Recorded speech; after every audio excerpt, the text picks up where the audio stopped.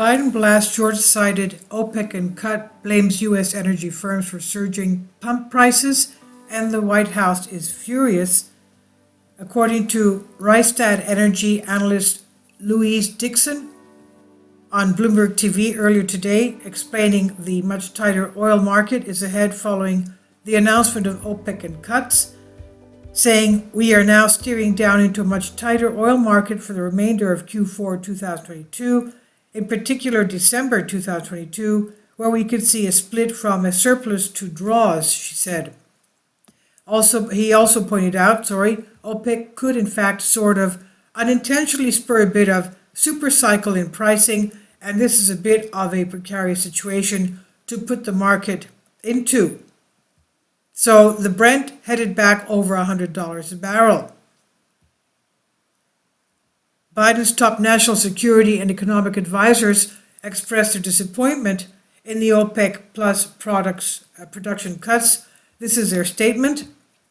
The president is disappointed by the short-sighted decision by OPEC Plus to cut production quotas while the global economy is dealing with continued negative impact of Putin's invasion of Ukraine. At a time when maintaining a global supply, I shouldn't laugh. This is surreal. They're coming out saying that the president is disappointed because of the energy crisis. In the meantime, the gas supplies to Europe are not there because of Nord Stream being knocked off. And in the meantime, the cars are online in the gas stations in France, and France has no gas for the cars. Can you imagine? And I'm again laughing. If I am laughing because I don't want to cry.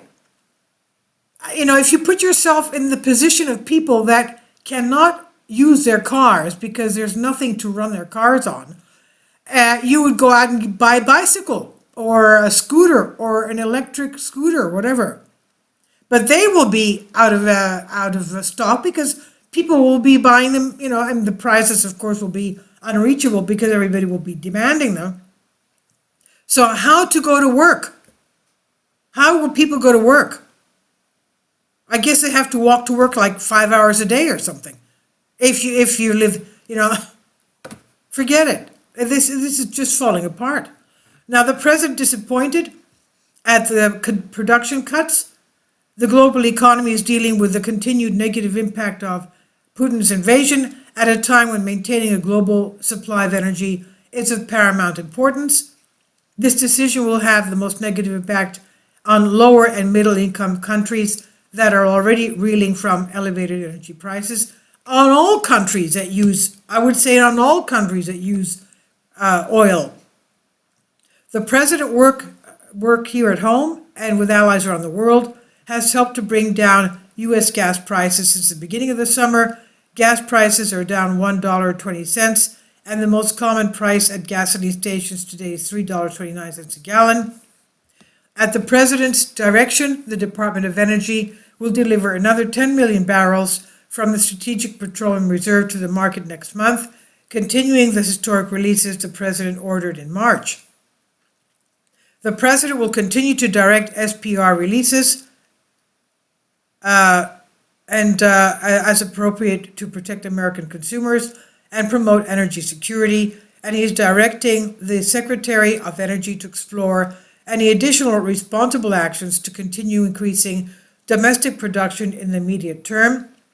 The president is also calling on U.S. energy companies to keep bringing pump prices down by closing the historically large gap between wholesale and retail gas prices so that American consumers are paying less at the pump. In light of today's actions, the Biden administration will also consult with Congress on additional tools and authorities to reduce OPEC's control over energy prices. Finally, today's announcement is a reminder of why it is so crucial that the United States reduce its reliance on foreign sources of fossil fuels.